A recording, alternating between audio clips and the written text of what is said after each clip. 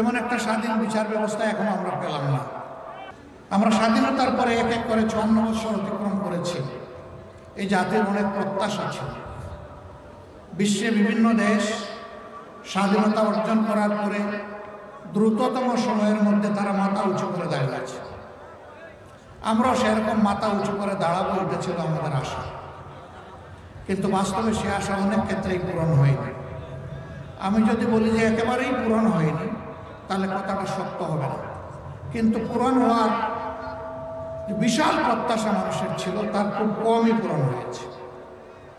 যেমন একটা স্বাধীন বিচার ব্যবস্থা এখন আমরা পেলাম না।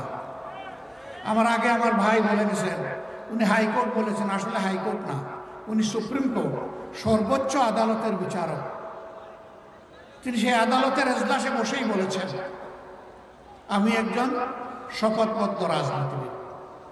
আমরা জানতাম ছাত্র জীবনে তিনি নিষিদ্ধ ঘোষিত বর্তমানে যে সংগঠন ছাত্রলীগ, তার একজন ক্যাডার ছিলেন। এরপরে তিনি ওই সংগঠন থেকে বের হয়ে আর একটি বিদ্রোহী সংগঠন বাকশাল ছাত্রলীগের ক্যাডার ছিলেন। কিন্তু আমরা ধারণা করেছিলাম বিচারের আসনে বসার পরে তারা বিচারকের আচরণ করবে। দুইজন এই কথা বলেছিলেন। এর মধ্যে একজন প্রধান বিচারপতির এজলাসের আগে ভাঙচুর করেছিলেন। তারা তখন আইনজীবী ছিলেন।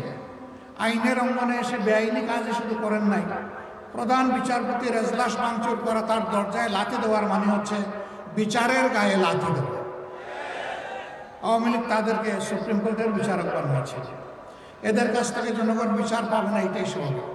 তাই ও বিচারের শিকার হয়ে আমাদের 11 জন কলিজার টুকরা শীর্ষ নেতৃবৃন্দ তারা দুনিয়া থেকে বিদায় নিয়েছে। কাউকে ফাঁসিতে ঝুলানো হয়েছে, কাউকে মৃত্যুর দিকে ঠেলে দেওয়া হয়েছে। আল্লামা গুলাম আজম রাহিমাহুল্লাহ থেকে শুরু করে আল্লামা দিলাওয়ার হোসেন সাঈদী পর্যন্ত সকলকে তাদেরকে ঠান্ডা মাথায় বিচারের নামে হত্যা করা হয়েছে।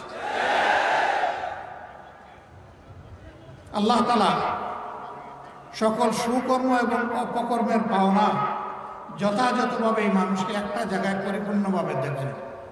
সূরা জিলজালের শেষ 2 আয়াতে আল্লাহ এটা ঘোষণা করেছেন, ফামান ইয়ামাল মিসকালা যাররাতিন খাইরান ইয়ারা ওয়া মান ইয়ামাল মিসকালা যাররাতিন শাররান ইয়ারা।